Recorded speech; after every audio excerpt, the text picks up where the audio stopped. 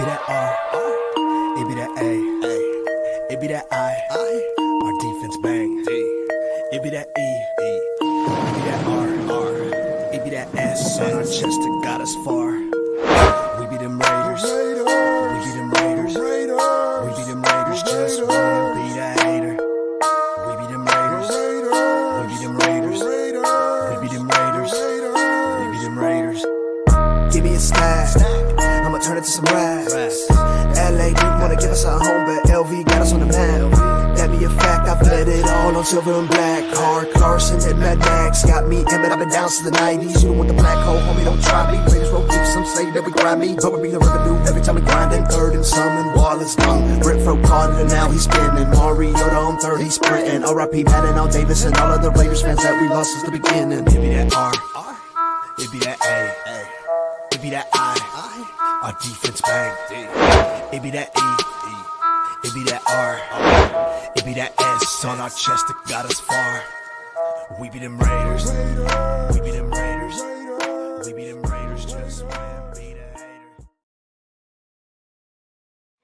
Shield Squad, what's going on, man? Welcome to Protect the Shield podcast. It's your boy Chris, where my opinions might not always be popular, but they'll always be authentic.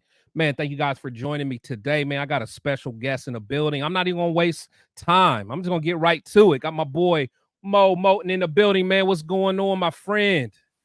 What's going on, Chris? You had me bobbing my head to that intro. I like that intro. That's probably the best intro I've heard on any Raiders show.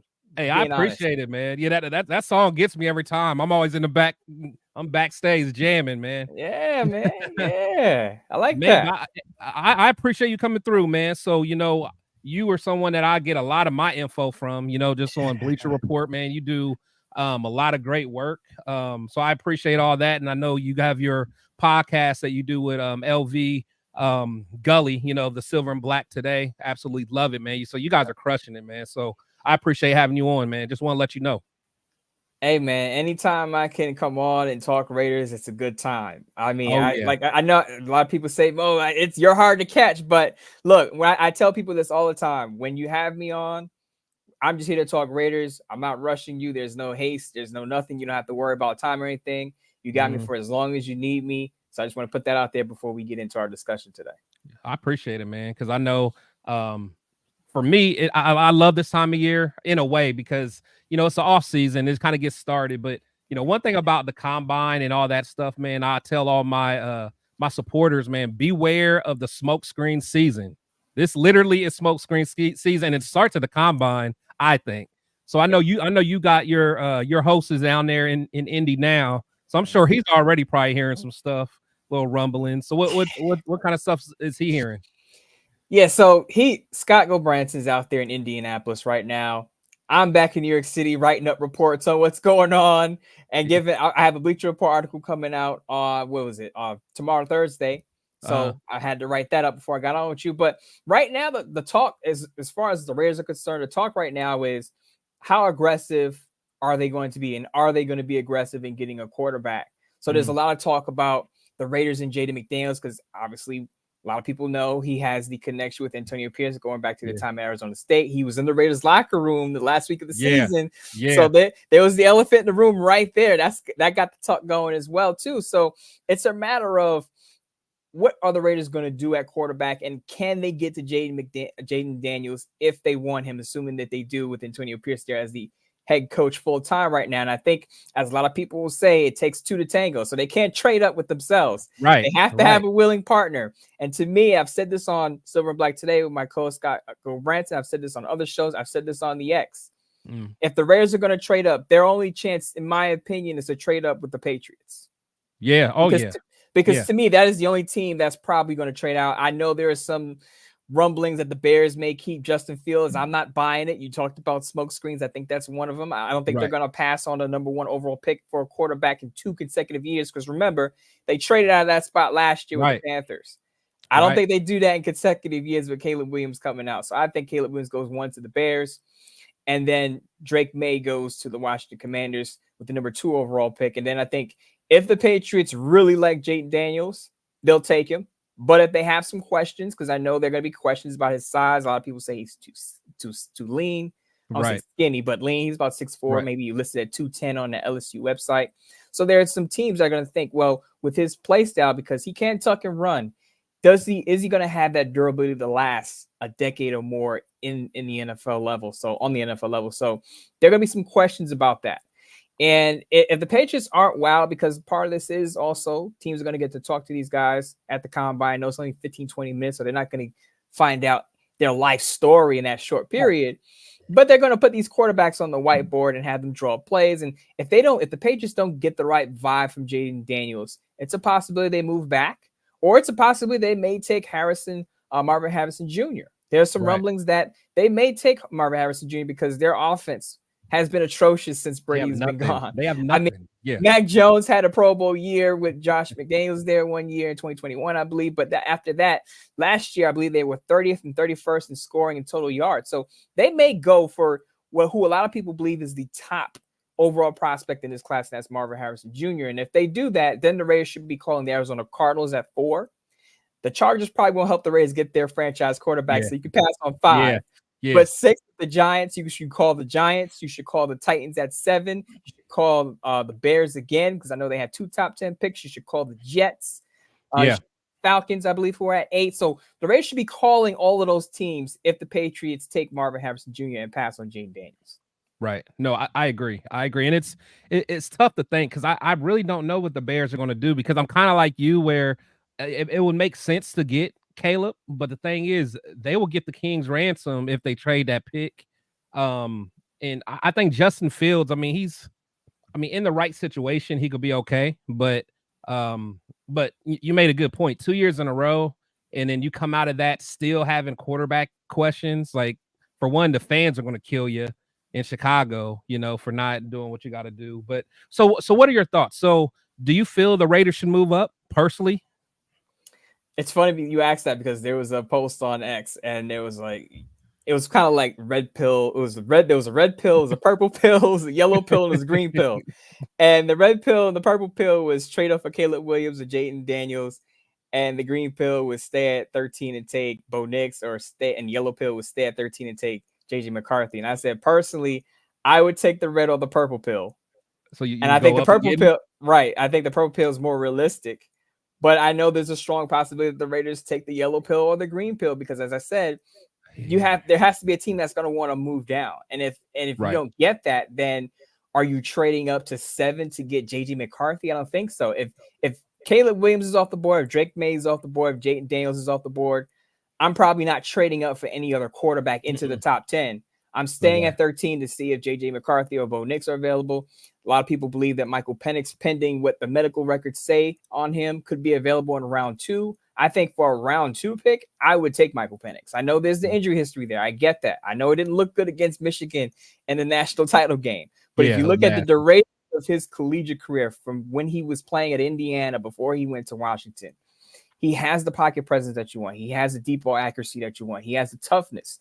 Tom Telesco and Antonio Pierce have talked about toughness. He has quarterback. Yeah, he has that in spades. He's dealt with injuries, yes, but he's been relatively healthy, Michael Penix Jr., over the last 2 years. So he has the toughness, the pocket presence, the deep ball accuracy.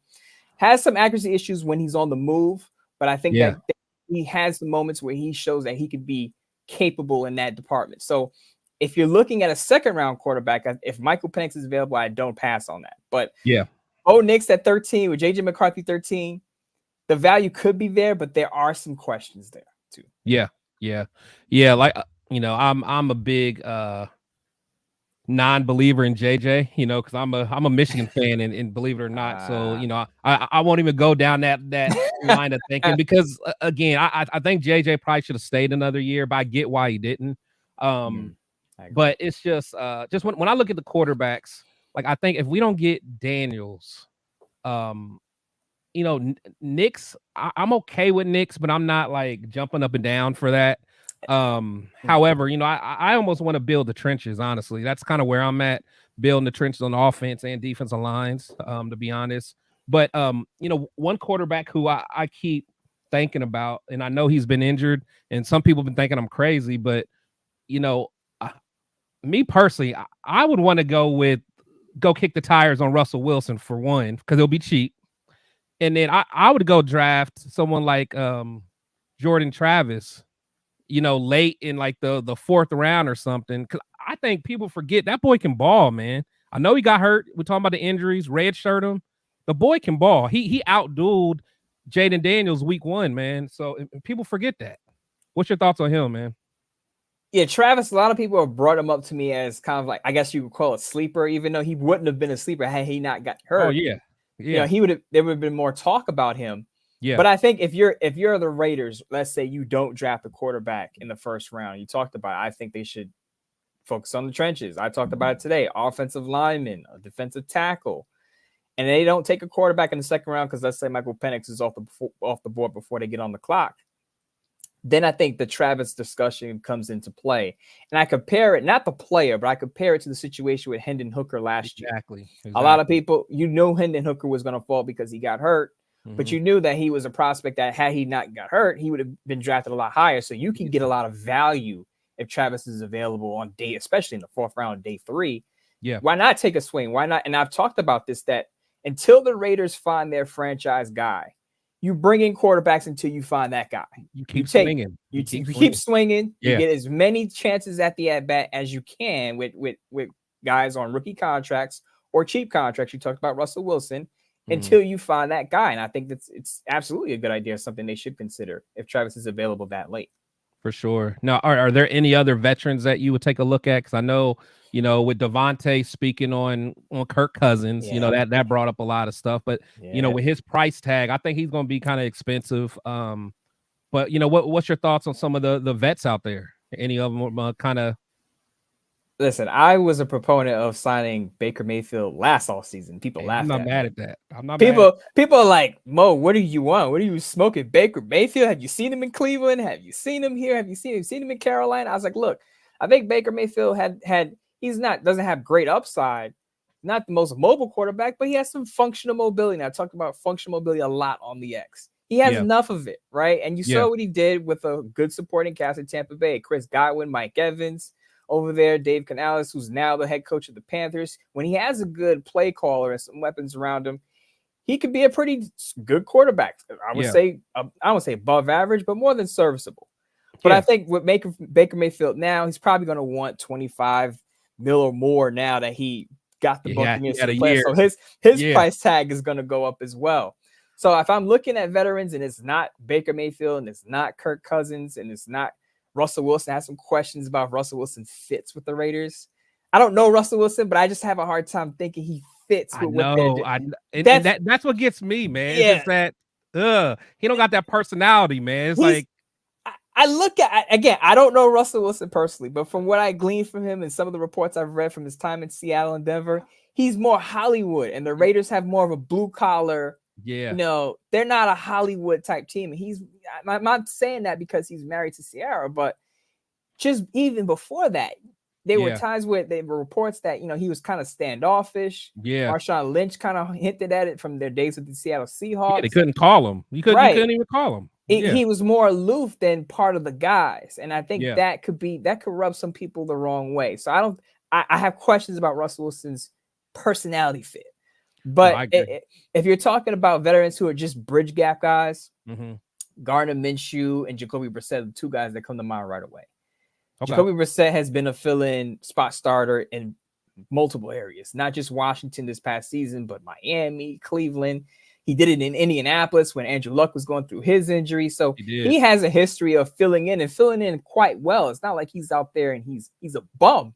I mean, he's not a franchise quarterback, but if you need a veteran to get you through the season, Jacoby Brissett can do that for you. And we just saw what Gardner Minshew did with the Colts. Almost got the Colts to the playoffs. If it wasn't for the star and C.J. Stroud in Houston, the Colts are probably in the playoffs with Gardner Minshew, who took over Anthony Richardson. So think about that. I've been a strong fan. I don't say fan, but a strong supporter of Gardner Minshew. I think he could be a low-level starter in this league. And I think if he gets the right opportunity, he could get the team to the playoffs. Now, if he goes to Las Vegas, he has Devontae Adams, he has Jacoby Myers. We'll see what happens with Josh Jacobs. We'll see what type of play call Luke Getsy is. But I think Gardner Minshew is someone to consider if the Colts don't bring it back. No, that's because even Minshew, like I think about, like he has like that almost like that killer instinct about him. You know what I'm saying? And honestly, and that's why I like Baker. Like Baker's not the most talented, but I think Baker, he does have arm talent. You know, he can make every throw. Now, now making the reads, that's a whole nother issue. But as far as like arm talent, Baker has it. And like you said, he's athletic enough to evade defenders and stuff like that. And he has an attitude about him. You know, like when he gets a chip on his shoulder, like I kind of like that about Baker, man. Like really quick, Chris. Yeah. Baker Mayfield's attitude and mentality fits the Raiders more than Russell Wilson's attitude and mentality, in my opinion. By far. Yeah. He has that, you know, I'm the ish. I'm gonna go in there and I'm gonna get it done. You know, people can say what they want about me and I'm gonna still get it done. Now he didn't always get it done in Cleveland and Carolina, but he got Tampa Bay to the playoffs, and you can see what he could do with, again, some playmakers around him. Yeah, for sure. Man, before I go any further, man, I want to just say what's up to the Shield squad that's in the chat, man. So Robert Pena, man, appreciate you coming through, man. Shout out to you. Bernardo Turner, man, appreciate you. Got Raider Paul in the building. Got Jeffrey in the building. Let's see. Got Brother Raider in the building. My boy Leo in the building. He said F Lombardi's punk ass. Yeah, we'll talk about Lombardi, man. We'll definitely get on that. Eric, Raiders Hater Hunter, man, appreciate you coming through. Got James in the building. Appreciate it. Let's see. Got my boy Raider Rundown in the building. Got my 2 cents in the building. And shout out to the super chat, my boy Leo. He says shout out to my dog PTS, always bringing us some fire interviews. Midtown Moe, let's effing go. Let's hear it, man. So definitely appreciate that, Leo, man. Really do. SoCal Sal in the building, man. So I appreciate everybody that's in the building. Got a let's see, 831 said Chris and Mo salute from was that Salinas, California. Appreciate it, man. Let's see who else we got in here. Got Space Beast in the building, man. Appreciate it. Got Mark in the building, man. So there's a lot of you guys in here, man. So I'm sorry if I don't get to everybody. Myra G in the building. So I appreciate all you guys, man. But you know, me and Mo got a lot to talk about. So one other thing I want to talk about is the NFL getting so soft. You know, them complaining about the Jordan rules, aka the Mahomes rules. Man, what's your thought about that? I'm not sure how old you are, but like I don't know if you were around for like that Jordan era when they were going through that. And it's like it drives me crazy hearing grown men complain about, you know, playing too physical. Because AP's not talking about being dirty. He's not talking about doing nothing illegal. Even the Jordan, like they were just physical, and they had a strategic method on attacking Michael Jordan. You know, within the rules. I mean, they'd be a little rough about it, but you know that. Hey, so what's your whole thoughts about this NFL just being so soft these days, man? First of all, I'm about to be 38 in a couple of months, so I'm right old there. enough. I'm old. You ain't got no gray in your hair like me, man. See, yeah, I try to stay stress free. So there you go. I ain't got no kids, so I got. But you're a Raider fan, so I don't know how you don't have no grays, man. Meditation, man, meditation, a lot of it. But look, I remember the Jordan rules. Chuck Daly talking about it. You know, if he goes a certain way, this is what we're gonna do, but we're gonna be physical with him. Yeah. Those days are over. By the way, I'm a Knicks fan, so I'm used to the rough NBA days. No, yeah. That's past tense. Everybody's shooting threes now. Now in the NFL, the correlation is, you know, you don't see a lot of 6-3 football games where it's just defense. Now everyone's throwing the ball over the field. Running backs are catching passes out of the backfield now. Now, to your point about the NFL going soft, 2 things I'll say about Pierce's comments in the NFL.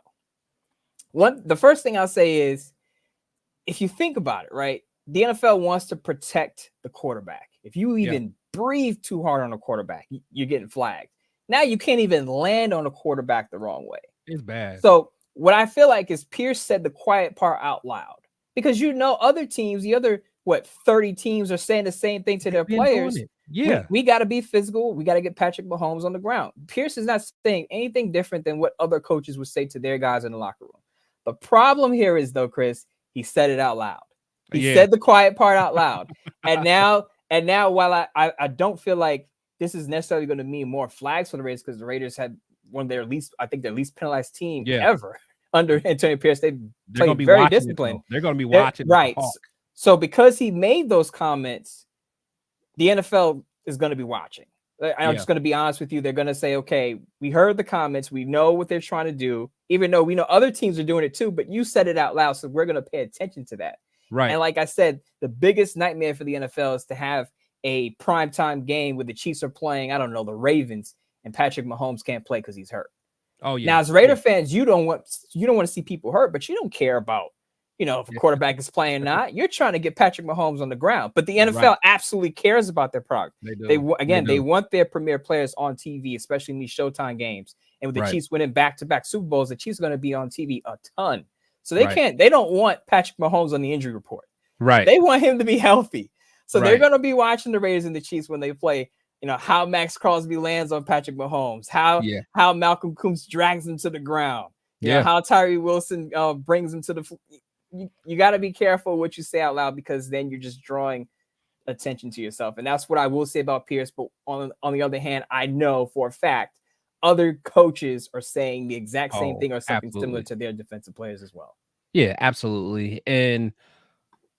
Because even before Pierce took over as a head coach, like think about that. When was it, last year when we played him? And it was actually it was part of that documentary, I think, on Netflix, the quarterbacks, where they showed Max was like just abusing him, like after every play. It's just a little hit, even if he just kind of punched him in the stomach or something, just to let him know I'm around. Like that mentality's always been there. It's always like make sure or make sure the Mahomes knows that you're around and you touch him. You don't have to hit him and throw him to the ground, but just touch him. Let him know you're there. Make him feel you. This is nothing new. Mm-hmm. So Pierce likes to say, make him feel you. Yeah. That I'm sure he has said that to Crosby and the guys, like, make Patrick Mahomes feel your presence. I'm sure of it. Yeah. Yep. And honestly, even if you think back when we used to play against Manning, we kind of had the same thing with Manning. Like that's how you beat Manning. You got to touch him. You got to be able to cause. Peyton too. So you do that with a good quarterback. So this is nothing new. But like you said, he should have left that for the locker room speech. Yeah, like it got me fired up though. I don't mind the way Pierce speaks. I don't expect him to change now that he's the head coach, because the reason he got here is because of the way he is. So you don't change just now because you're the head coach. But what I will say is that he has to be mindful that the NFL is listening. Yeah. Especially when it comes to their product. They don't want to damage their product. Again, they want their premier players on the field. So if I'm Pierce, he could say whatever he wants on these podcasts and public. Just don't necessarily draw the NFL's eye when you don't need to. I'll just say that. Yeah, for sure. Man, so just hearing just suppressors, this week. So we heard Tom Telesco, what was it, yesterday? And then Pierce today. So some of the things that I got from Telesco that kind of stood out to me. I feel that Telesco, his leadership style is collaborative. Like I that's one thing I like about him. He's not coming in here trying to have any kind of dictatorship. Like he wants to be collaborative. He's not coming in here with just only his ideas. He basically said he respects all the work that the scouts have done all year. And I like that, because he's not going to get overly hyped on what he sees at the combine. He cares about what he sees on film, which, as we know, is the most important thing. So I like that, just hearing that from him. I also liked when he said that, we want to re-sign our own people. So people that were, homegrown, whether he's talking about Josh Jacobs or not, that's kind of what I was thinking that he was talking about. But what was your overall thoughts on Telesco's presser? Well, number one, Davante Adams is not going anywhere. Love it. I bring that up because I'll tell you, Chris, I've been feuding with Jets fans for the past 3 months. They've been asking, because I'm out here in New York City, and obviously I know a lot of Jets fans, some of them in my family, and they're saying, hey, what's the possibility that the Raiders trade Davante Adams over to New York for the Jets and reunite him with Aaron Rodgers? And I'm like, now that Antonio Pierce is there, I would say close to zero chance. Yeah, it's a wrap. Close to zero chance. Now, if Josh McDaniels was still the head coach, then I would say it's a possibility he may be unhappy. Yeah. But now that Antonio Pierce is there, and he's been a strong, supporter of Antonio Pierce, they bring in Luke Getsy, who worked with him in Green Bay. And if you've read up on why Davante Adams came to Las Vegas, he wanted to be close to his family. And you can't get any further than away from his family than New York, New Jersey. So right. why would he go across country far, far away from his family when he said part of the reason he came to Las Vegas to be closer to his family? It just it never made any sense to me. So that's number one. Number two, you talked about he wants to re-sign his own. A lot of people criticize him for not doing that with the Chargers. Austin Eckler most recently wanted a new contract, didn't get it. But that was a different situation. I think with Josh Jacobs, I think there's a strong chance that he's back. I actually wrote a piece on sportsnow.com that said I felt like even before the comments Telesco made at the presser, that there was a strong chance that Josh Jacobs is going to be back just because of what he meant to the offense after Pierce took over. So the offense, as we all know, was stagnant under Josh McDaniels. Pierce takes over, brings a more physical identity. Luke Getsy also talked about it, I believe, previously when he was just hired, that we want to establish an identity. And I think the Raiders kind of had that in the second half of the season. Now they still struggle to score points in spots, but you knew what you were getting with the Raiders offense week in and week out. And and Josh Jacobs was a big part of that. Now, assuming if they do re-sign Josh Jacobs, I think he'll have less of a workload because we saw what Zamir White could do when Josh Jacobs got hurt. So I think you'll see more of the even split. And I think Tom Telesco also mentioned, having a committee of running backs, not just one guy. So whereas before it was kind of 80-20 Jacobs to Zamir White, maybe 90-10 because Jacobs went off in 2022 to win the rushing title. You're going to see more of an even split between the two running backs if Josh Jacobs is back in Las Vegas next season. Yeah, no, I agree. I mean, that's how you preserve backs. And even though Nick Chubb's he had a bad injury last year, but I thought the Browns did a good job with how they did kind of the carry share, when they had Chubbs and Hunt. They did pretty well with that. But yeah, I mean, I love Jacobs because for one, he wants to be a Raider. Sometimes he goes on social media and he may put a little bit too much, on the social media street sometime, man. I love him though, but he always had a little cryptic messages. But it's like to me, I've seen so many times stars have just collected a paycheck. They really didn't want to be Raiders, but they, and I think about like the Randy Mosses of the world and stuff like that. But, but you know what I'm saying? Like you got stars that want to be like, he wants to be a Raider. He just wants to be compensated. So I feel it, man. It's just the transition of what the running back position is becoming as far as from a value standpoint is just different. And, I'll say this. Now I've been saying that Josh Jacobs will be back, but of course it all comes down to price. Right. How much is he looking for? Because if it's north of $10 million per year, kind of steep for a running back, especially if he's going to be in a 50-50 split.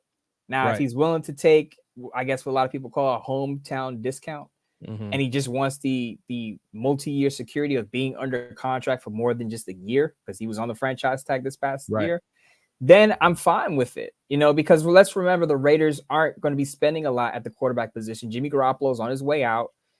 He got popped for a PV suspension, 2-game suspension. So there are clauses in his contract that are probably void, and the Raiders will get some of their cap space, their financial resources back. They're not paying much to Aiden O'Connell right now.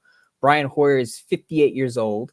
Who knows if he's going to even be there? So they're not spending money. They're not spending much money at the most important position. So they have room to, I don't want to say overspend, but spend more money in other areas if they want to keep some of their guys, or if they want to pay more for, another offensive lineman, another cornerback. They have the financial flexibility to do that. Yeah, and I agree. And, and plus, you can kind of front load it for him. Now, starting next year, Devontae's, his salary will go up, but I think he'll restructure, if he wants to be there, because people forget, like when you restructure your contract, it's not like the players not getting that money. It's not like you're taking a pay cut. I think most players think, or most fans think it means a pay cut. You're just kicking the can. You're just restructuring, kicking the can down to, down a few years. But I think he would do that for the team. What about you? I think he would, especially if it means bringing back another leader in that locker room. And that was another point that I made about Josh Jacobs beyond the field, beyond the production, is that let's remember at the end of the 2021 or 2022 season, the players stood up and said, this guy should be a captain. He wasn't voted a captain initially. At the end of the season, I think it was in December of that late 2022 season, they nominated him to be a captain. So he was a leader in that locker room. Now, he may not have been the most vocal guy, but it shows how much respect he had from the guys in that, within that team. And when you're building something, you need your leaders. So we know Max Crosby, we know Devontae Adams. Who else is in that leadership group? I don't see Colton Miller as more of a vocal guy, more of a I lead by example.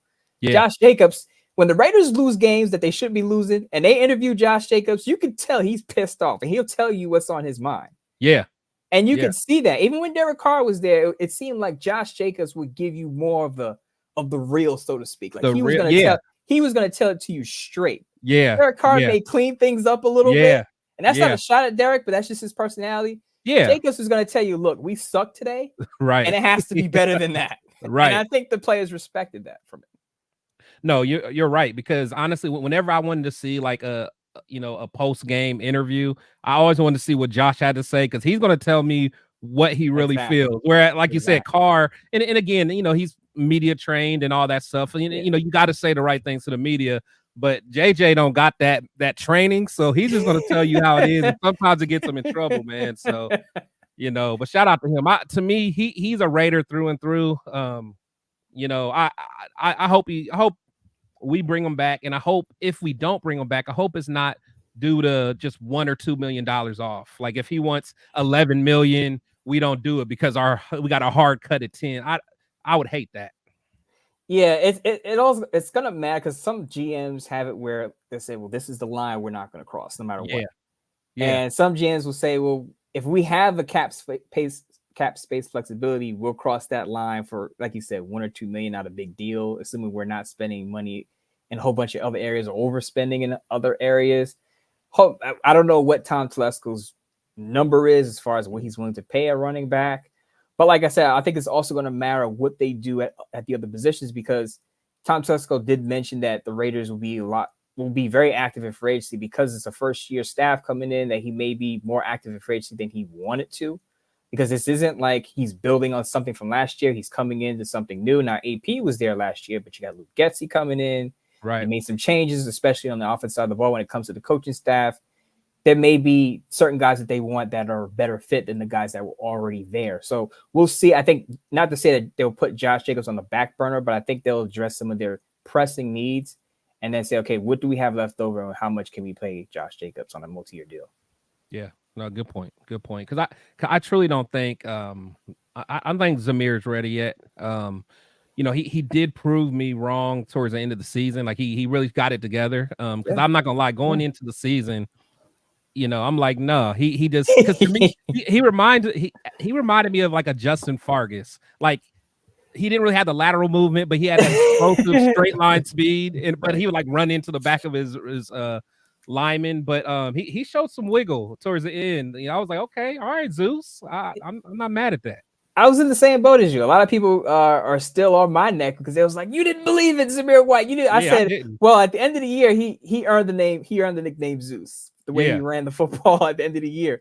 But you got to look at what the first year he was in. I know Josh Jacobs went wild, so he didn't really have that many opportunities. But even in the preseason, were you really wowed by Zamir White? And I would say the answer was no. Exactly. Exactly.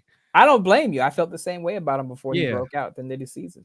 Yeah, they're like, oh, you were wrong about Zeus, man. He can be RB1. Like, no, he can't. Now, like, let's be real. Like, let's be real. Let's pump the brakes a little bit. Right. So, the AP had his presser today. What did anything stand out to you from kind of what he was talking about? He said something that I've been preaching for about 2 months now, is that scared money don't make money. I knew you were going to say that. I knew you were going to say that. You can't, if you're afraid to make a mistake, that job is not for you. Being a GM is not for you. Being a head coach is not for you. Because guess what? You're going to make mistakes. Yeah. And I said this, that a lot of fans are afraid that the Raiders move up for Jaden Daniels or whoever it is, and they whiff on that player. Mm-hmm. And I say, well, look at it this way. 2 things. How many years have the Raiders been pissing away first-round picks? And it didn't set them back 5 years. They've been relatively mediocre despite wasting a lot of their despite wasting a lot of their first-round picks. So this whole talk that if they whiff is going to set them back 10 years is bogus, because we've seen them miss on first pick after first pick after first pick between Gruden and Mayock, and they were still kind of on the cusp of being a playoff team, right? Even Yeah. made the playoffs. Didn't win a playoff game against the Right. Bengals, but they still Right. made the playoffs in 2021. Right. The other thing is that if you're looking at the NFL landscape, and I know there are some first round busts there, but a lot of people want to bring up, well, look at Tom Brady, who's a 6th round pick. Look at Brock Purdy, last pick in the draft. Yeah. Those are outliers. How many Yeah. Tom Brady's and Brock Purdy's are walking around starting on NFL teams right now? Yep. Gardner Minshew was a 6th round pick. He only got that spot because Anthony Richardson got hurt, right? Yeah. So I think if you cannot be afraid to move up and get the quarterback if you think that's your guy. Now I will say you don't just trade up just to trade up. Yeah. You don't just take the risk to take the risk. But as you said, Tom Telesco, if he truly believes in his scouting department, if he truly believes in his scouting team, and you truly believe this quarterback, whoever it is, could be the franchise guy, you make the move, because guess what? They're going to criticize you if you move up and whiff, but they're going to criticize you if you don't move up. You might as well go out your way. You might as well take the swing, because if you don't move up and that guy becomes a star quarterback in the league, they're going to say, why didn't you trade up?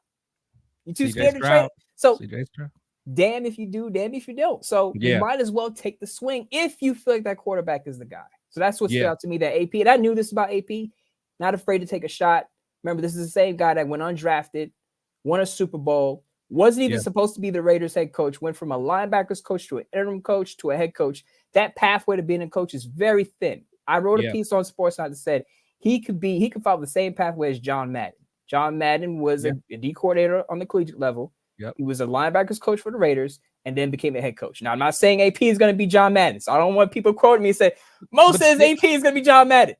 Hey. But the pathway was the exact same. And you sometimes you have to fight against the odds. You can't worry about, the odds say that trading up is not a good idea. And I'll say, did any of those trade deals that went down, did they involve Jayden Daniels? Did they involve any of the quarterbacks in this year's draft? No. Every situation is different. So if you're going to take a swing, if you believe in your scouting department and that quarterback, take a swing, shoot your shot. Yeah, no, I agree. Shout out to my boy Raider Rundown. He's part of our group, the Raider Syndicate, man. And he always says that, scared money don't make no money, man. And I agree to an extent. If we still had Mike Mayock and stuff like that, then I'd be like, hey, who cares about the first round picks, man? Go give me somebody, for sure that I want.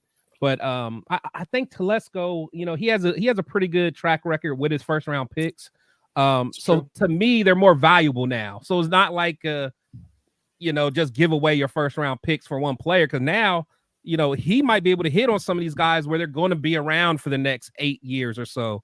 And so that's the only other side that I look at. Yeah, and if you look at his track record, a lot of his first round picks are either still with the Chargers or around the league. And the problem with some of his first round picks is that they couldn't stay healthy. Yeah. You look at Joey Bosa, Mike Williams, couldn't stay healthy. It wasn't their production that was the issue. Could they stay on the field? So as long as he stays away from the injury prone guys in the first round, I think he'll be fine. Right. So then he may not want a Penix in. That's what I not want a Jordan. Right. That's why I haven't been as vocal about Penix once they hired Tom Telesco, because I'm like, well, will he want a quarterback with an injury history of Michael Penix, and what are the medical records going to say? But again, if you're getting Penix in the second round, I think the value is there. That's not. That's worth it at that point. But like, to me, it's like that first round pick. It had, like, people are even saying like, well, we can get a veteran and then still move up and get a quarterback, and that quarterback can sit for you. Like, no, if we're moving up for a quarterback, there's no red shirting. I don't care what nobody says. I don't want to hear about no red shirting. He has to go. He has to go. Throw him into the fray, because what are we moving up for him for then? If he's not going to compete for the job, right, then don't move up for him. Then you don't think he's really that. He's not really that dude that you think he is. So if you're moving up for a quarterback, you obviously think that he could start right away. Now, could he beat Aiden O'Connell out and whoever's the veteran quarterback? You would hope so.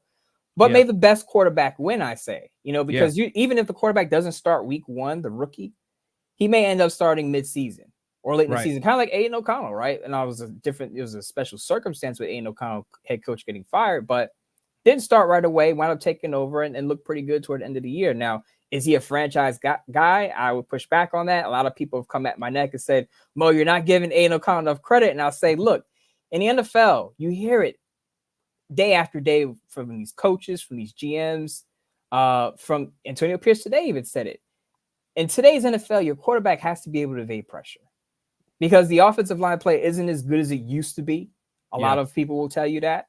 And your quarterback at some point is going to have to be able to use his legs to not necessarily run for 50, 80 yards. Just evade pressure. But just to buy himself time, buy the receivers time downfield. And that's not Aiden O'Connell's strong suit. That's gonna be a knock against him. And that's just a part of his game that you don't get faster as you age, Chris, right? So that's not going to change. That's always going to be a knock against him. You're not going to be, he's not going to develop that. It's not something you can develop. Right, exactly. And again, and then when I always say the same thing, but then they always say, oh, well, Brady used to be able to do this, or Manning, or Dan Marino, and all. It's like the game is different. Like back when, in Brady's heyday and Manning's heyday, you only had maybe a couple defensive ends that were really just dogs and fast. Like you had like the Julius Peppers, and you had a couple more, but now it's like every defensive end is running like a 4-5 easily. Exactly. And as they say, the athletes coming in the league now are bigger, stronger, faster. Yeah. Than they were 20, 25 years ago. So, and the other thing about Brady is that he always had a top-notch offensive line. So that's one of the things that the Raiders are going to have to address this offseason, whether it's Aiden O'Connell or anyone else, is they have 3 offensive linemen that are set to be free agents.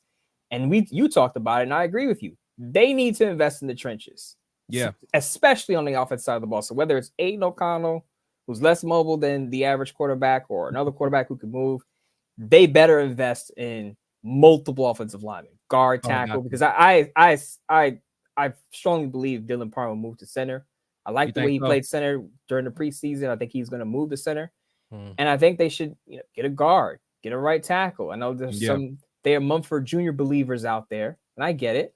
Yeah. Play well on the pinch, but you're not just handing Thayer Mumford Jr. the job, right? You're thinking, at least he has to compete for it. Same with Aiden O'Connell. You're not handing him the job. You want those guys to earn it at training camp. And I think offensive line should be a primary focus for the Raiders, regardless of who the quarterback is. I agree. Yeah, when I look at that line, I mean, are you done with Illuminor? See, me personally, I'm not done with Illuminor, honestly. No. Yeah, I'm a big Illuminar guy. Me too. I'm crazy, but he does, like, he will shit the bed in the wrong time. It seems like, and it's like, come on, man, I've been your biggest supporter. Now my fans are just gonna kill me about it because he's always jumping off sides or something. But I know he'll probably test the market to kind of see what he can get. I think he wants to stay, but I wouldn't be mad at keeping him, honestly, to be honest. 2 things about Jermaine Illuminar, right? He did cut down the penalties. Now he did have some, he still has some hiccups in here and there. But I remember last offseason I tweeted about Jermaine Illuminar, and I was like, look, he's better than a lot of people are giving him credit for it. And he has a penalty issue, but he's solid. And I think he responded to me. He was like, man, I get it. I'm going to cut down the penalties. And to his credit, he did. He did. Now, is he an elite right tackle? No. Is he an all-pro? No. But I think he's valuable enough that you keep him around, because he can also play guard. He can play both sides of the line at left or right tackle. You need some insurance for Colton Miller just in case. Colton Miller got hurt this past season. And he can play guard. The only position he's not familiar with really is the center position. And again, I think Dylan Parham was going to man that spot. But I think if for a good price, he's not going to cost too much. He's going to have some suitors, by the way, because Jets fans are also talking about him coming to New York to protect Aaron Rodgers. He's going to have people interested in him. But if you can get him for, less than $10 million a year, I bring Jermaine Illuminar right back. And I get people going to say, Mo, what about that Steelers game? I mean, going against TJ Watt. Come on. I mean, right. Come on. Like, but before that game, because he did get exposed that game. But I think before that game, he didn't give up any sacks all season. And I think the first time he played, did we play the Steelers last year too? Yeah. If I remember right. And I think he did pretty good against, if I remember right, he kind of slowed down TJ Watt that year. So like going into the game, I felt comfortable and confident, but I ain't gonna lie, TJ got nasty on him this year. I mean, but like we said, we're not saying Jermaine Illuminar is an all-pro tackle. Right. So he, the all-pro guys they get paid too, right? They're gonna make some plays. They're going to make some plays. That's just gonna happen, right? Jermaine Illuminar is not gonna be perfect, but I think he's good enough where you say, do we want to re-sign Jermaine Illuminar? I think the answer should be yes. Yep. No, I agree. Okay, so if we don't go quarterback, So I know we talked a little bit about the offensive line. So on the defensive line, what are you thinking? Because I don't know why some people are even like doing mock drafts and getting an edge rusher. Like, no, we need interior defensive linemen, someone that could collapse the pocket. Is there anyone that you kind of have your eye on that you would like to see in the silver and black? Byron Murphy II. I talked about him during my Bleacher Report live show on Monday. I have him in my Sports Not piece that's out of prospects the Raider fans should watch. Byron Murphy II. He made Bruce Feldman's Freaks list, which is the most athletic college prospects coming out. Yeah. I think he's going to test very well. A lot of people like Jerzon Johnny Newton out of Illinois. I get it. But I think Byron Murphy would be a great fit. I think he even mentioned, someone asked him about, how would you feel playing next to Max Crosby? And he was like, I never played next to a player like that. Yeah. So just imagine you have Byron Murphy II, you got Max and Malcolm on the outside, and you have Tyree Wilson moving in and out based on the package, whatever alignment is out there. I think that would be a pretty stout defensive line that's going to give Patrick Mahomes some nightmares and keep him up at night if you have that group. Byron Murphy II is definitely the guy that I have my eye on. The question is, where is he going to land? Because like I said, I just mentioned Jerzon Johnny Newton. Some people have him as the top defensive tackle in the class. I think it's Byron Murphy, but we all know defensive tackle is not a premium position. Sometimes even the good defensive tackles slide. They slide, remember, and Jerzon Newton is undersized, so to speak, and even Byron Murphy, they may say, is a bit undersized. Yeah. Aaron Donald went 13th in his draft. Chris Jones was a second-round pick. Yeah. So defensive tackles, even the good ones, tend to slip. But if he's available in the second round, I trade up for him just like the Raiders traded up for Michael Mayer in the second round last year.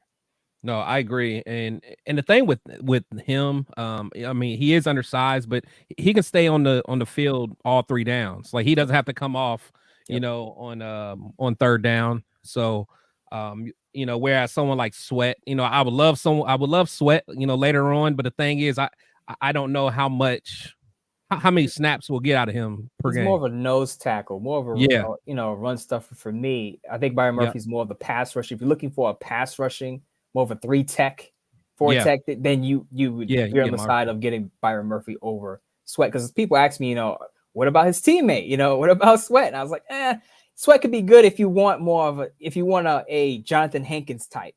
Remember Jonathan Hankins before the Raiders traded? Yeah, he clogged up the middle. Right. If you want a Jonathan Hankins type, then he's your guy. But if you want someone who's going to push the pocket a little more with some athleticism, Byron Murphy II is your guy. Okay. Yeah, no, I feel that. A couple people I want to ask you about on our defense. I keep hearing everyone talk about cornerback. We need to go get a cornerback. Are you ready to shut the door on Jacorian Bennett? As a lot of people know, I was a big Jacorian Bennett guy when he came out. I felt like because of the depth of the cornerback class last year that he got pushed down a bit, that he could have probably been picked earlier. Now he struggled, obviously. He had some penalties. Didn't have enough bright spots for me to say he's a starter yet. I'm not willing to shut the door on him, but I will say I think the Raiders should invest in the position as in free agency. Because like you, I don't buy. I see some mock drafts with the Raiders picking a cornerback with the 13th pick. That's crazy.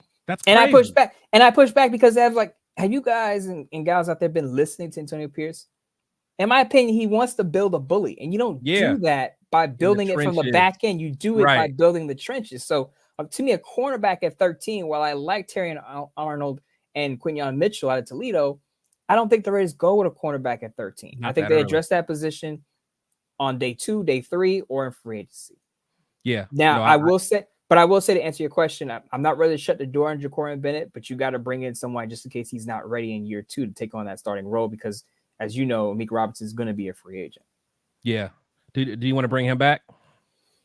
Depends on. I'm not the biggest Amik fan. I got to be honest. I'll be okay with him coming back, but Amik is a type of player where he's going to give up some big plays. He's going to make some plays, but he's also going to give up some plays. So you kind of have to take the good and the bad with him.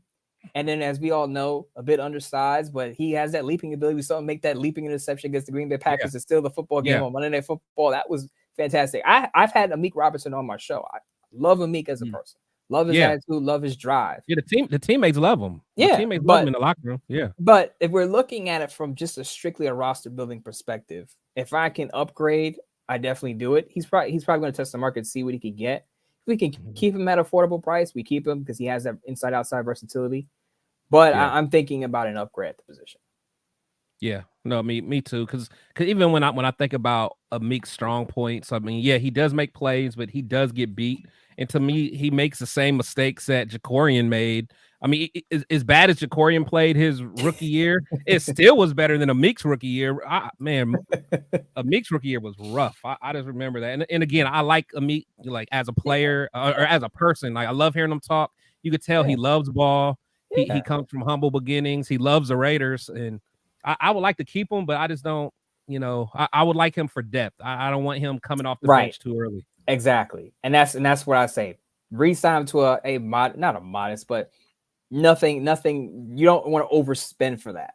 No, but if he comes at a good, decent price, then you keep him because again he has that versatility. You can make plays. You can fill in because Nate Hobbs was banged up this past season. You might need to Meek to step in the slot. You might need to Meek to step in on the boundary just in case you have some injuries.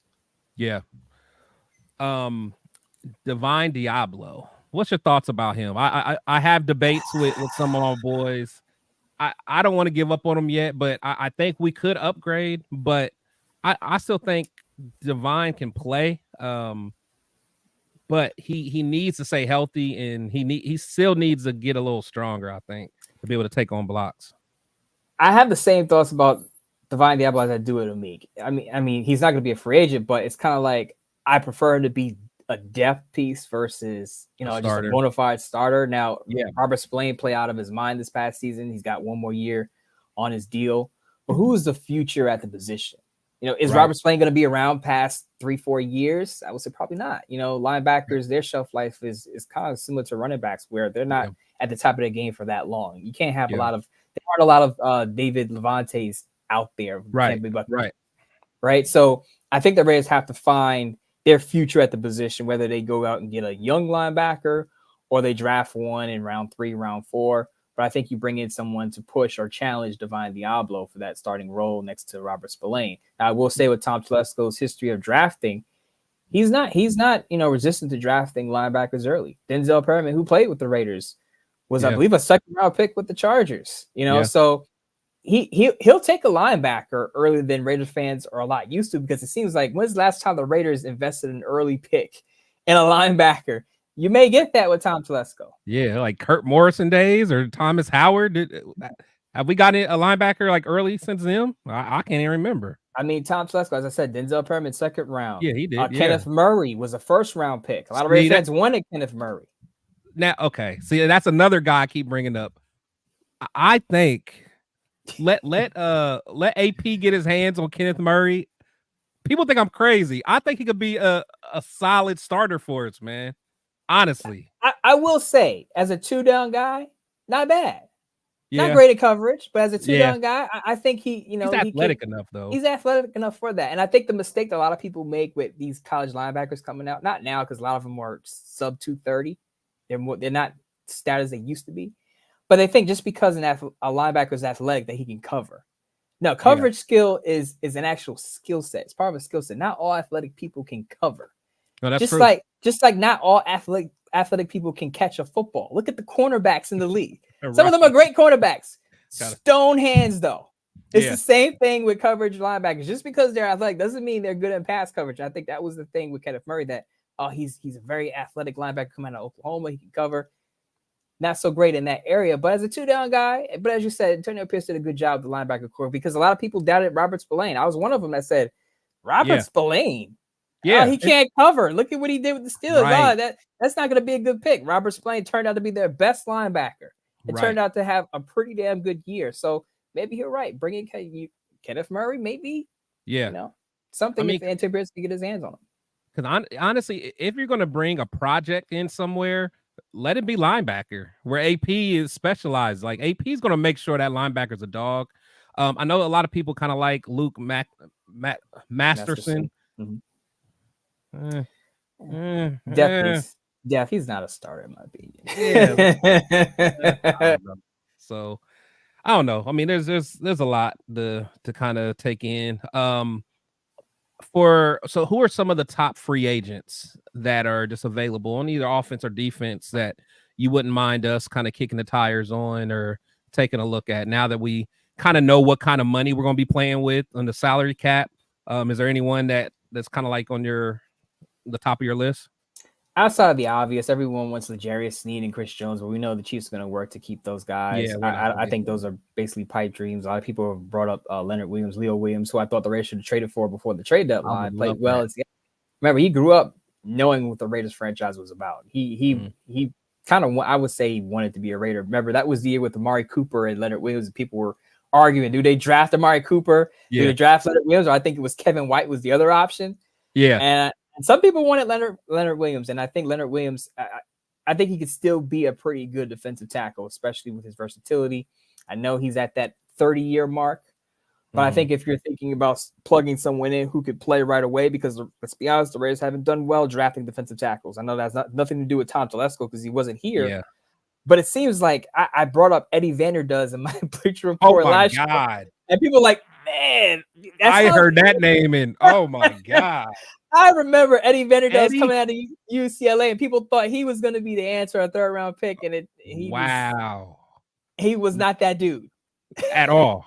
Malik Collins supposed to be the key to the defense. I remember Gruden saying that. Didn't work out. Oh my God. Dave Ziegler drafted a trio of defensive tackles on day 3. Traded one of them. Neil Farrell Jr. goes to the Chiefs. Matthew Butler doesn't even make the 50-man roster last offseason. Yeah. And Esther Jason Vera couldn't even see the field. I believe he's on the practice squad now. So I'm in favor of getting a defensive tackle, a veteran defensive tackle that you can plug in right away. Now, this guy's not hitting the market, but I've been campaigning that if the Raiders don't trade it for a quarterback and they have their draft capital, I would send a pick over to Washington to try to get Jonathan Allen out of Washington. He has the leadership qualities. He has the production. They just paid Deron Payne not too long ago. They traded Chase Young and Montez Sweat before the trade deadline. They may be willing to part ways with the new regime over there in Washington. I would bring in Jonathan Allen. He's a ready-made leader and productive defensive tackle if he's willing to part ways, because he is frustrated with losing in Washington. If he's willing to leave, I plug him into that defense and get him ready to start next to Max Crosby and Malcolm Kuntz and Tyree Wilson. No, that's a good point, because I can only imagine what a vet for Washington's, like, how they feel. Like, after you see them just give away your other player, like, dude, get me out of here. Like, I want to be on the first thing out. So exactly. They had 2 defensive tackles. Who's the other guy? I forgot his name. They got Deron Payne, but they paid him. Oh, okay, they did pay him, because I was actually interested in him before they paid him. So Javon Hargrave was the other big name, but the 49ers signed him, and now he's he's playing with Bosa and was playing with Chase Young. So there you go. Yeah, for sure. Leonard Williams is definitely someone that I'd be interested in, because again, I remember right before that draft, I remember he was like one of the first players that kind of did the Photoshop of himself in a Raiders jersey. I was just hyped, man. I'm like, oh, I love that. He just And plus, I mean, people forget he had that experience in with Patrick Graham as well, playing in that system. So I think he would, kind of hit the ground running. He had arguably his best year under Patrick Graham with the Giants. He did. Williams. So, he could be that pass rusher in the middle. And I think he'd be, obviously he's a schematic fit because he played in the system before multiple years. So he would be the first person to come to mind. I did a piece recently I just ranked the positions in free agency, and there's going to be a lot of depth at the defensive tackle spot. There's going to be a lot of names that are going to be available now. Justin Madubuike in Baltimore, I think the Ravens are going to do what they can to keep him. So I don't even think he hits the market. Christian Wilkins, the Dolphins seem like they want to keep him, but who knows? Who knows what's going to happen? If he hits the market. So there are going to be a lot of interior defensive tackles going to be available. The Raiders won't have to trade for, though I want Jonathan Allen. They're going to have a decent amount of options there. But I will say, as far as the cornerback position, I know I mentioned bringing in a veteran. Chidobe Awuzie, the Bengals, if he could stay healthy, could be a solid number 2 opposite Jack Jones. I really like Chidobe. I like them in Dallas, and that when healthy, pretty good with the Cincinnati Bengals. No, that's true. That's true. So I got a question for you from my guy Space Beast, man. Appreciate the super, man. He said, who are Mo's top 3 draft picks for us at pick 13? I'm a big Tyler Guyton guy out of Oklahoma. Tackle, Ooh. athletic tackle. Another one of those Bruce Feldman freaks.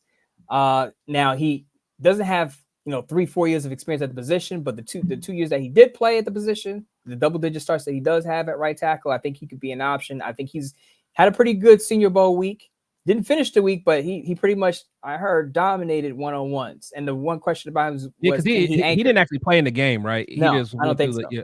Okay. The practices, but there was questions about can he anchor on the line, because what you worry about with some of the leaner tackles is can they stand up against powerful edge rushers, and he showed he could do that in Senior Bowl during Senior Bowl week, and I think he should be an option at 13. I talked about Byron Murphy II. I think Byron Murphy II, defensive tackle, build the trenches. Yeah.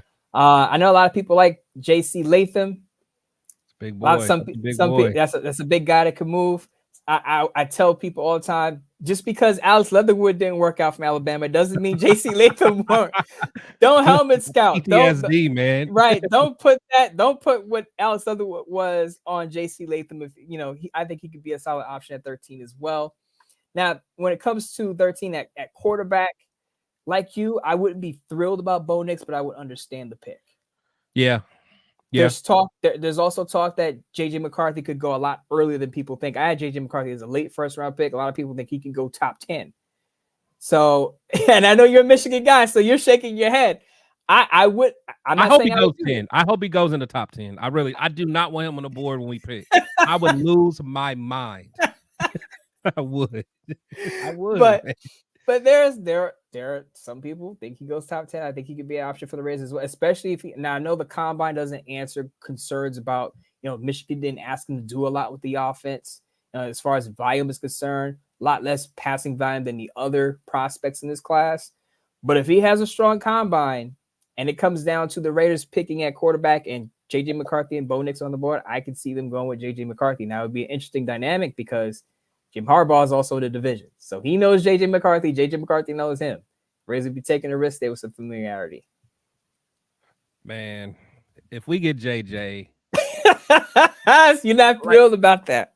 I mean, it's just because I know Harbaugh is just going to just make. I mean, the thing is, Harbaugh just was able to hide all of JJ's flaws, man. And I talk about it on my channel so much, so I'm not gonna go into it now. But it's just like I love that he won games for us. But if Michigan didn't have a dominant defense for the last 2 years and probably one of the best running games, no one would be talking about JJ. But I'm not even gonna, I digress.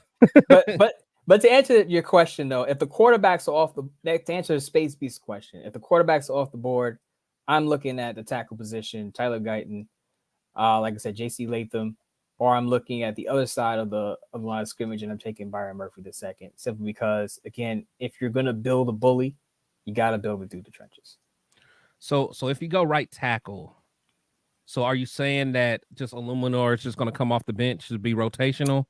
I wouldn't be against bumping him at guard. I was getting ready to say that. I would try him out at guard because he played guard previously. When he, I believe, with the Patriots, with the Ravens, he has some experience on the inside. So now you don't have to go out and get a new guard or take a chance with a rookie guard. You have someone who's already used to the system or been there already, new system. But you have someone who's already been there and you're already familiar with and has the versatility to play guard. You don't have to get used to someone new. Just keep Jermaine Lunar and bump him into guard. As I said, Dylan Parham at center. And then you see what you can do at the other guard position next to Colton Miller. Yeah. No, I agree. Yeah, to me. I'd really like to get one of those DTs though. I mean, if I had my choice, like if we don't go quarterback, let's get one of those DTs. Yes. And again, to me, right tackle is a need, but if we can find someone at right guard, like if we need to bump Illuminar in, let's do it. Like to me, I think that could fix our issue right there. I know a lot of people are talking about getting rid of Andre James, letting him walk, putting Parham in the middle. That opens up that left guard position. So that's a whole nother issue. So I don't know. Because I was talking to my guy. So just thinking about Luke Getsy, and I'm not sure if do you know if they do more of a power scheme or zone? So it's more of a zone. Lineman do they want? It's more of a zone scheme. Luke Getsy ran a lot of outside zone runs with Chicago. And keep in mind, the Raiders also hired James Craig, who's the assistant offensive line coach of the San Francisco 49ers. Yeah. So he's bringing in some of Kyle Shanahan's influence. Yeah. Zone run. So I expect more of a zone running scheme for the Raiders this upcoming season with Luke Getsy. And we'll see what that means for the offensive line. But that's basically what my expectation is. Not to say they'll do away with gap blocking, but I think outside zone runs is going to be the thing for them.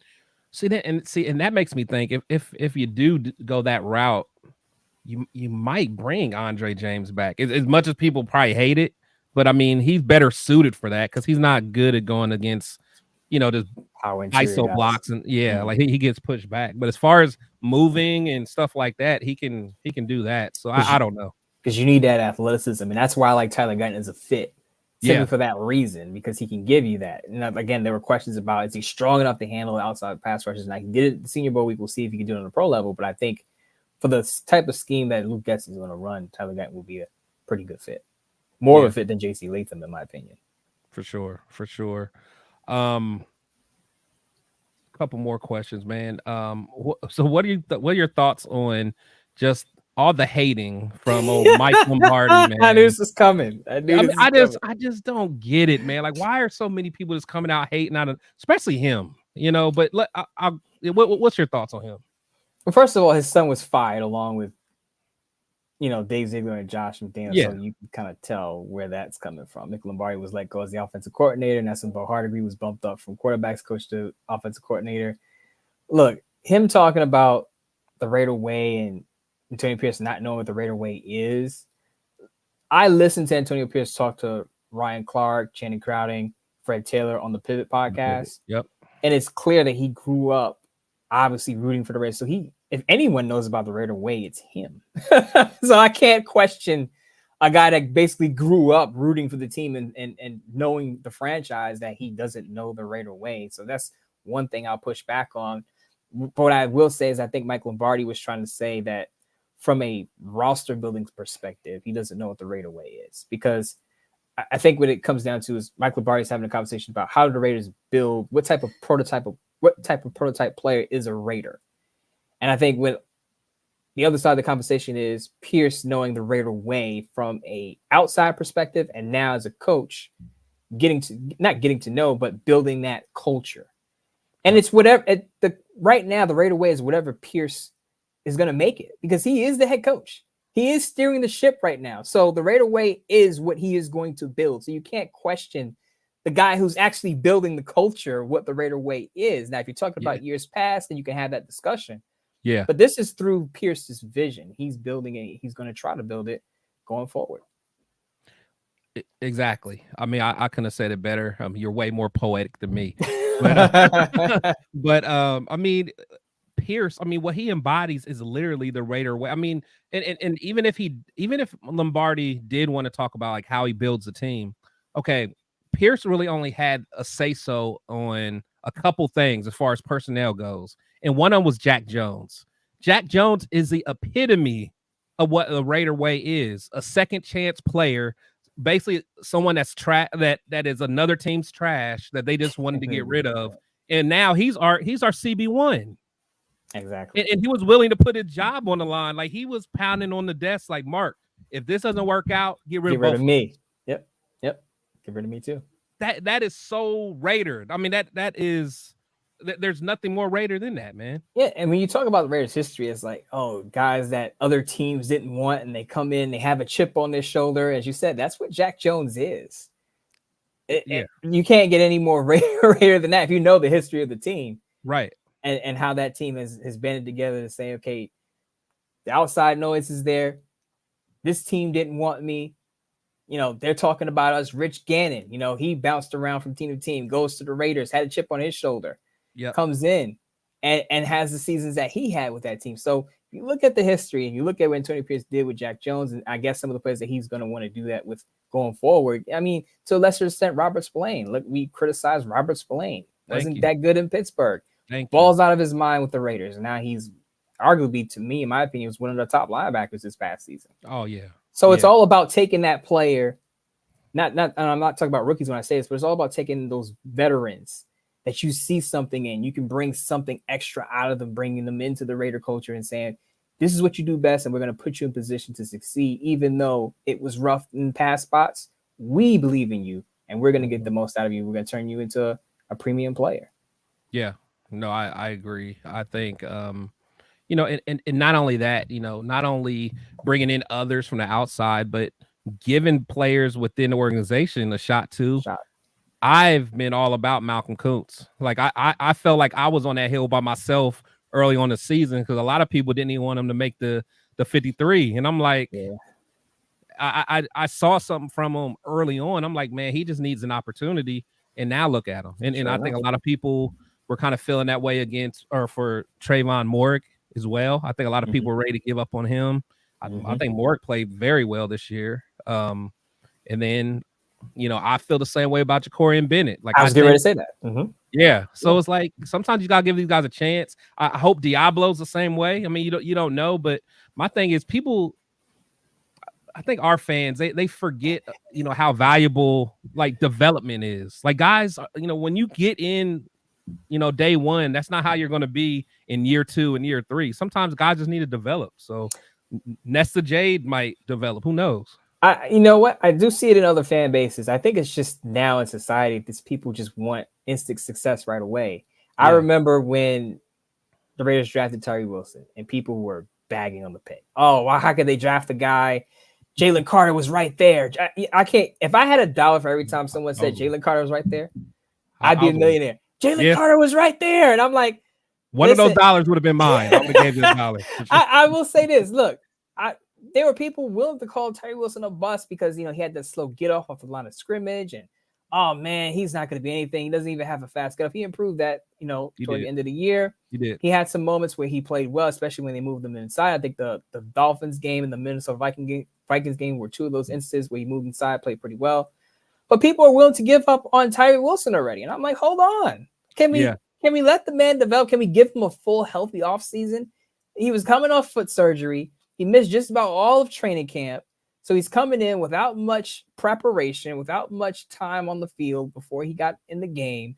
Give him a full off season. Let it marinate a little bit. I think Tyree Wilson is going to be a pretty solid player when it's all said and done because he has the physical traits. Now he just needs the experience. He needs the playing time. And can they put him in the right spot, whether that's inside and sub packages on the outside or just floating between the two spots? I think he could be a pretty solid player. Yeah.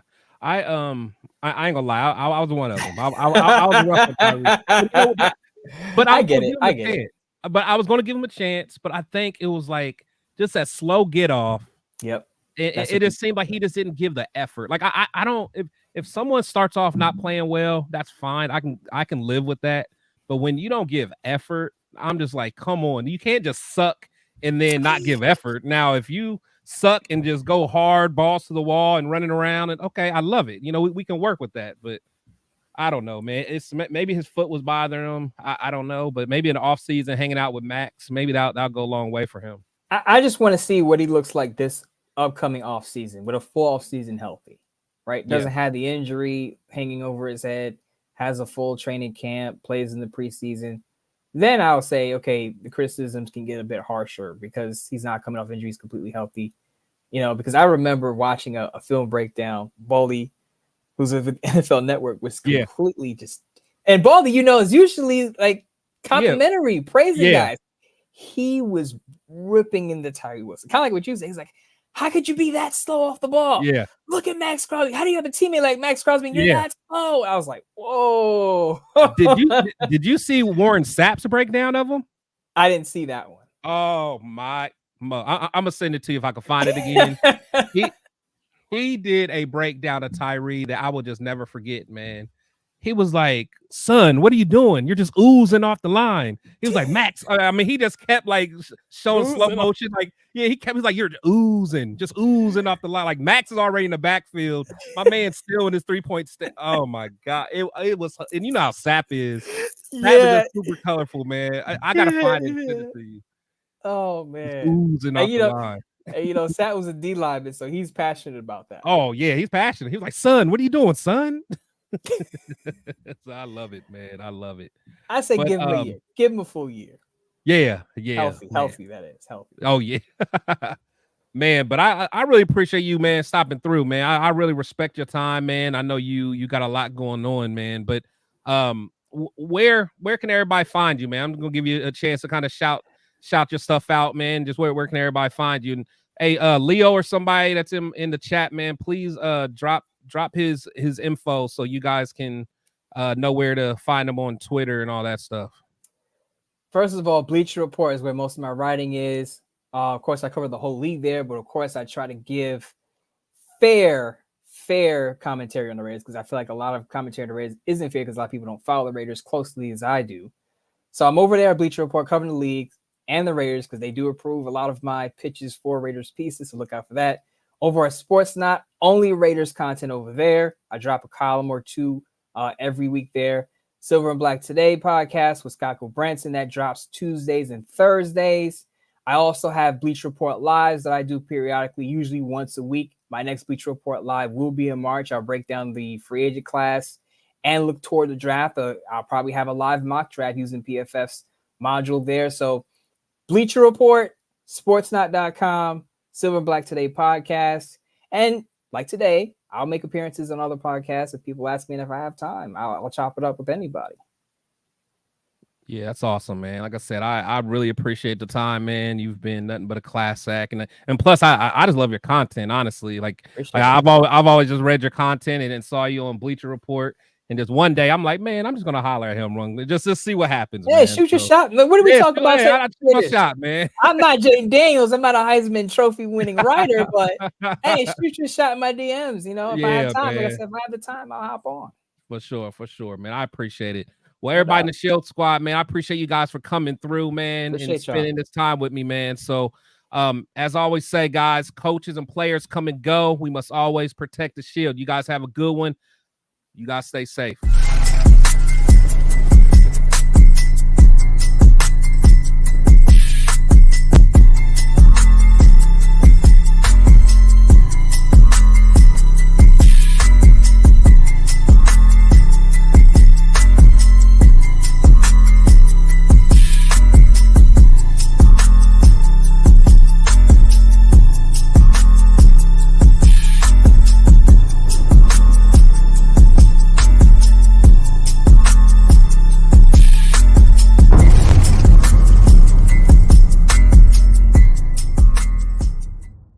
Shield Squad, thank you guys for coming through, man.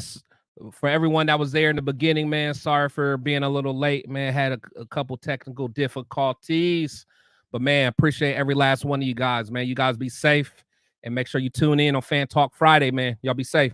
Let's get it.